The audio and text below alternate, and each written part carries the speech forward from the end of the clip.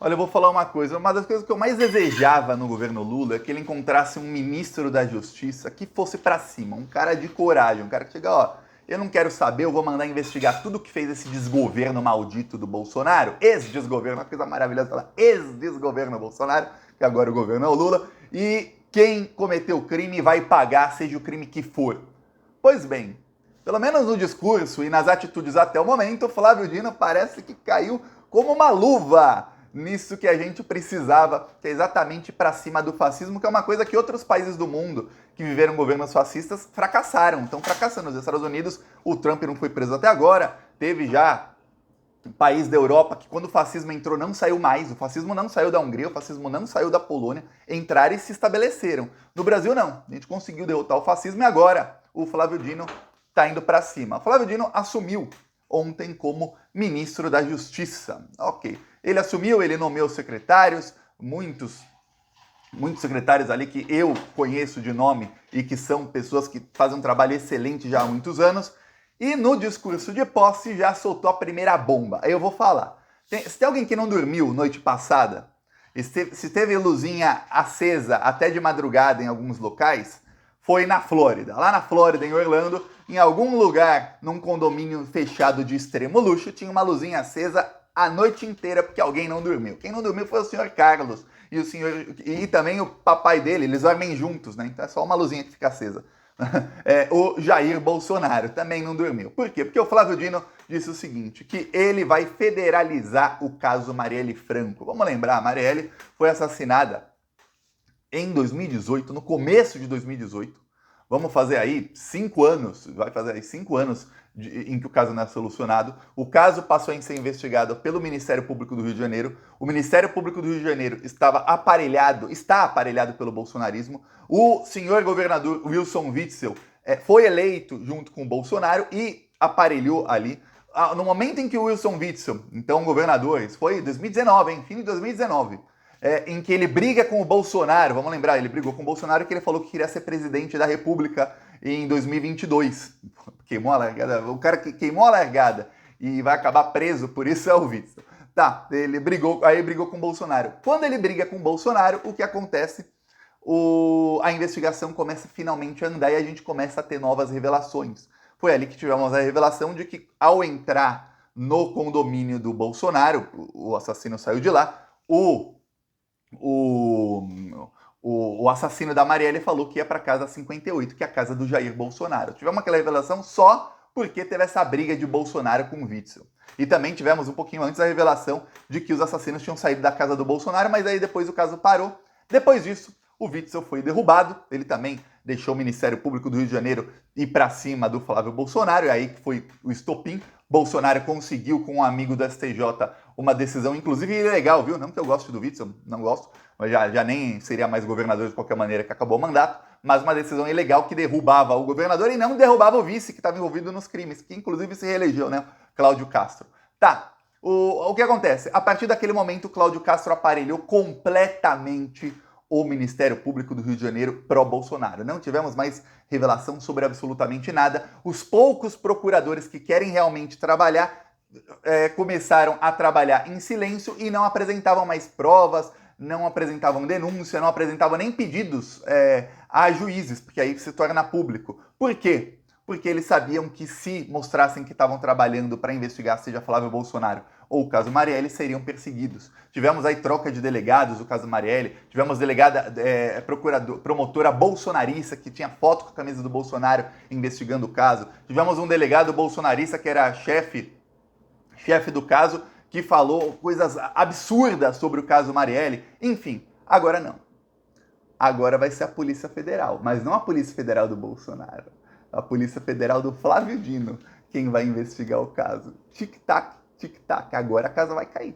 Agora, a Polícia Federal, com todo o aparato da Polícia Federal, que é grande, e com todo o poder que a Polícia Federal tem, eu vou falar, é um poder muito maior do que o Ministério Público do Rio de Janeiro, muito, muito maior. A Polícia Federal é federal. A Polícia Federal pode fazer busca e apreensão em endereços em diferentes estados, pode fazer um escarcéu que o Ministério Público do Rio de Janeiro demoraria muito mais para fazer. Precisaria de juízes de outros estados e tudo mais. Ou seja, a Polícia Federal tem um poder de investigação mais rápido e mais amplo que um Ministério Público estadual. E eu vou falar. A Polícia Federal é pra cima com tudo, porque no discurso de posse não precisava ter falado isso. Essa é a melhor parte, isso é o que eu mais estou gostando das falas do Flávio Dino. E não é que ele é provocado a falar, alguém vai lá e pergunta pra ele exatamente isso. Não!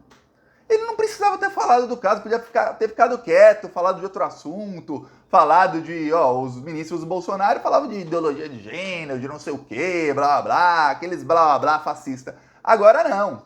O Flávio Dino assume, aí ele chega e fala, olha, eu prometi para a Aniele é a Aniele Franco, que é irmã da Marielle e que se tornou ministra. Tá. Prometi para a Aniele e para a mãe da Marielle, a Marisete, Marisete é mãe da Marielle Franco, que a gente iria solucionar o caso. A Polícia Federal não vai medir esforços e o Estado brasileiro tem a obrigação de solucionar o caso Marielle. Quer dizer, a Polícia Federal não vai medir esforços. Que quem está medindo esforço? Quem não está fazendo esforço nenhum? Ministério Público do Rio de Janeiro. Vou refrescar sua memória sobre o caso e você vai entender como a coisa é grave para o senhor Jair Bolsonaro. Vamos lá, o que a gente tem sobre o caso Marielle? Primeiro, a Marielle foi assassinada no Rio de Janeiro, à noite, 8 da noite. A Marielle foi assassinada por uma milícia chamada Escritório do Crime. Essa milícia foi fundada pelo Adriano da Nóbrega. Você tem vídeos, quando ele morreu, do Flávio Bolsonaro e do Jair Bolsonaro dizendo serem amigos do Adriano da Nóbrega, chefe da milícia que matou a Marielle. O nome da milícia Escritório do Crime é um nome bem didático. Assim, eles deviam saber lá que os bandidos não são muito inteligentes, Escritório do Crime. Você quer um crime, vai onde? No Escritório do Crime. Você encomenda crimes ao Escritório do Crime. Esse era o negócio deles. Nome didático. Tá. Essa foi a milícia que matou a Marielle. A Marielle, 3 semanas antes de ser assassinada, ela teve uma briga pública com o Carlos Bolsonaro. Chegou num nível em que o Carlos Bolsonaro não entrava mais no elevador da Câmara de Vereadores do Rio de Janeiro se tivesse a Marielle ou alguns dos funcionários dela. Ele não entrava. Ele preferia ir 9 andares de escada. Isso foi antes do Bolsonaro ser presidente. Quando o Jair Bolsonaro se tornou presidente, o Carlos Bolsonaro, segundo dizem, ele passou a andar só de escada. Ele tinha medo de alguém fazer uma... Eu já falei espanhol, trampa. Alguém fazer uma armadilha contra ele no elevador, alguma coisa assim. Ele tinha medo. Aí, gente, desculpa, eu toco aqui na mesa, fica tremenda a câmera, né? Mas vou fazer o quê? Então ele andava os sets todos de escada, 9 andares, para não pegar mais elevador. Mas na época em que a Marielle ainda estava viva, antes dela ser assassinada, não, ele andava de elevador normalmente. Ele ainda não era filho do presidente, ninguém nem sabia que o Bolsonaro ia ganhar a eleição. Tá, era um sonho distante do Carlos ainda. Brigaram feio, ele já não pegava mais elevador com ela. Estranho. Aí você tem ali um filho que brigou feio com ela. Você tem um outro filho e o pai deles, né, que são amigos do chefe da milícia que a assassinou. Aí a coisa vai piorando. Por quê? Porque aí você tem provas, inclusive por vídeos e tudo mais, de que o carro que assassinou a Marielle, o carro de onde saiu o assassino da Marielle, saiu do condomínio do Bolsonaro. Só que não mora só o Bolsonaro ali, também mora o filho que brigou com a Marielle, que é o Carlos. O Carlos na casa 38, Bolsonaro na 36 e Bolsonaro na casa 58. Eu falo, peraí. E o assassino também morava ao lado do Bolsonaro, inclusive. Vai falar, peraí, meu. É muita coincidência. Alguém briga com ela e aí um amigo do irmão do cara que brigou com ela, que também é amigo do pai, ou seja, amigo da família, tem uma milícia, uma família que tem amigos criminosos, e essa milícia assassina. Só que não apenas assassina, sai de lá o carro com 3 pessoas do condomínio do cara que brigou com ela. Você, qualquer caso, você troca os nomes aqui. Tira Marielle, põe Maria. Tira Carlos, põe João. Tira Jair Bolsonaro, põe José. Troca os nomes e escreve essa história e fala quem é o principal suspeito. Fica impossível você não olhar para a família Bolsonaro. Impossível. E aí vem a pior parte. As 2 piores partes, onde eu posso falar, a prisão do Carlos Bolsonaro pode ser pedida já nas próximas semanas. Por obstrução de justiça. Eu vou te explicar por quê. O assassino, ao entrar, ele disse que vai para a casa 58, que é a casa do Jair Bolsonaro. O carro entrou lá com 2 pessoas e saiu de lá com 3 pessoas. Até hoje não sabe quem é o terceiro elemento daquele carro. Mas saiu do condomínio. Aí vem a pior parte que torna o principal suspeito um suspeito 100 vezes maior. Em qualquer crime você fala, pronto, tá solucionado, eu não tenho o que falar. Se você já assistiu série, filme de crime, você olha isso e fala, não, já acabou, já solucionei, que roteiro mal feito, não tem nenhum plot twist, ou seja, não tem nenhuma surpresa no final. Pô, O Carlos Bolsonaro, quando sai a notícia de que o assassino foi para casa 58, ele vai até a portaria do condomínio, ele pega o computador, ou seja, onde tem provas, ali tem os áudios dos porteiros usando o interfone oficial. Muitos condomínios fechados, e eu sei que eu já morei em condomínios, e inclusive muitos prédios até, que chamam condomínio, mas é só um prédio, o porteiro às vezes não chama pelo interfone, ele chama por telefone, ele tem o WhatsApp, ele tem o celular da pessoa. E ele se comunica dessa maneira, ou ligando pelo WhatsApp, tem um celular que é do condomínio, ou falando pelo WhatsApp, às vezes mandando áudio e tudo mais. Tinha prédio que eu morava que o porteiro só falava comigo no WhatsApp, não ligava. Eu falava, pô, não vou ligar porque você mora, às vezes está num quarto, você não escuta, alguma coisa, pô, já manda o WhatsApp porque a pessoa está sempre com o celular. Tá, o que acontece? Ali tinha os áudios de todas as ligações. E aí foi onde o Carlos Bolsonaro se tornou, para qualquer pessoa que estude o caso, 10 vezes mais suspeito. Ele pegou aqueles áudios todos, ou seja, ele podia deletar, ele podia renomear, ele podia fazer o que quisesse com aqueles áudios. E aí ele tenta provar, sem ninguém perguntar nada, ele tenta provar que ele não estava no condomínio quando chegaram os bandidos. E aí ele vai lá, pega um arquivo de áudio, e a única maneira, pelo vídeo, que o próprio Carlos Bolsonaro fez um vídeo. A única maneira de você saber o horário é porque no nome do arquivo, qualquer pessoa clica com o botão direito, clica em renomear e renomeia. Ali tinha o horário também, no nome do arquivo, não que ele mostrou ali propriedades do arquivo, se foi modificado, se não foi, quando foi gravado. Não, ele mostrou ali o nome do arquivo apenas, uma coisa extremamente fácil de se editar. Em menos de 10 segundos se edita. Tá. Aí ele mostrou que, olha, às 5h10, o assassino amarelo chegou algum tempo antes. Às 5h10, alguém ligou para mim dizendo que meu Uber chegou. Aí é uma ligação, dá para escutar a voz do Carlos Bolsonaro, e ele fala, olha, alguém fala, senhor Carlos, seu Uber chegou. Ele fala, tá, ok. Pronto. Ele estava lá. Enquanto estavam os assassinos, o Carlos Bolsonaro estava lá. E pediu um Uber, e o Uber dele chegou. Só que aí, ele comete um ato falho, e ele diz que, olha, eu não poderia estar assim, às 5h05, 5h05 e alguma coisa, quando o carro dos assassinos chegaram lá, porque às 4h30 eu estava na Câmara de Vereadores do Rio de Janeiro, que fica muito longe, mas nem se ele fosse de helicóptero, ele chegava lá em meia hora. E aí, talvez de helicóptero, mas até embarcar, desembarcar, acho que não. Mas aí o que acontece? Ele mente, que ele não estava lá às 4h30, porque às 5h10 ele estava recebendo um Uber. Quer dizer, ele diz, não dava para eu chegar no meu condomínio em meia hora, mas em 40 minutos dava. Então você já estava lá antes. Aí eu venho pior, então você tinha um álibi já. Por uma coisa que ninguém tinha acusado ele. Você ligava os pontos e falava, pô, tá ruim aí pro Carlos a situação, viu? Você vê aí quem tinha motivo aí, você vê as ligações, quem foi assassino e tudo mais, a coisa tá ruim, viu, Carlos? A partir daquele momento você fala, peraí. Peraí. Por que você foi fazer isso? Ninguém perguntou, ninguém pediu. O pior, ele ainda pega o computador que tinha prova, a possível prova do crime, a ligação, que mostraria se o rapaz ligou realmente para a casa 58. Ele disse que o porteiro falou no depoimento que ele falou com o Jair. Diz o porteiro, não sei o Thiago falando. Não tem vídeo do Bolsonaro em outro local no mesmo dia. Tentaram achar um vídeo do Bolsonaro numa sessão da Câmara dos Deputados no mesmo dia, não conseguiram.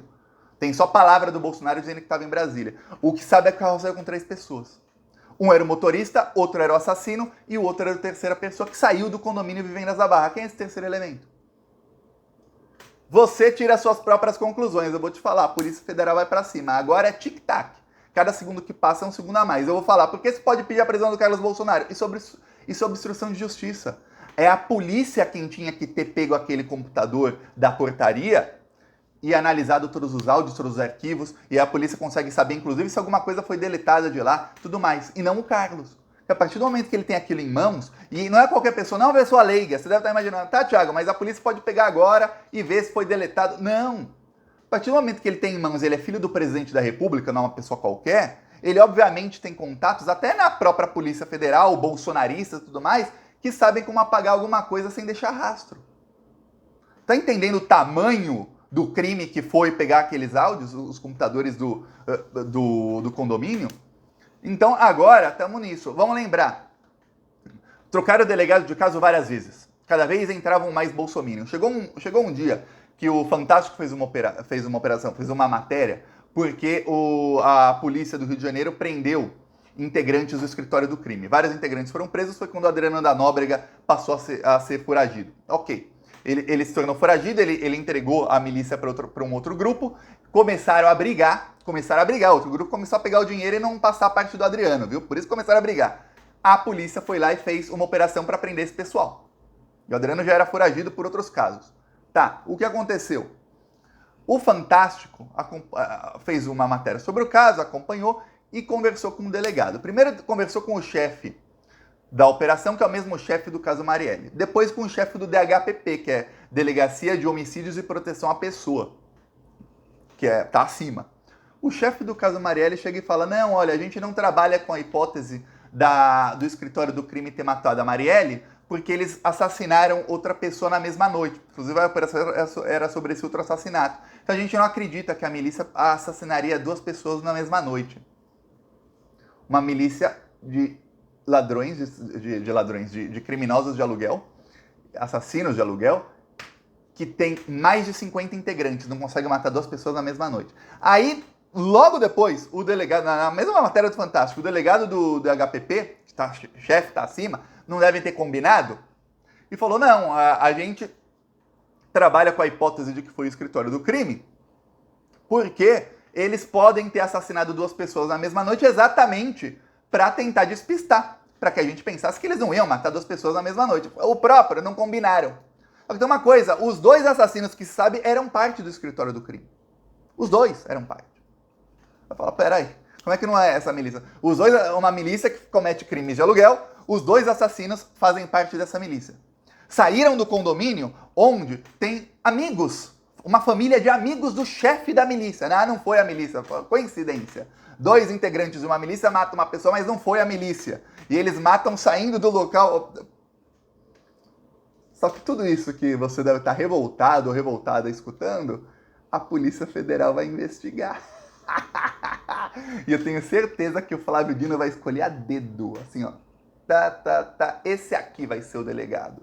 E o delegado vai escolher a dedo quem são os agentes. Prepara que teremos novidades. Peço aí a sua inscrição no canal. Falou!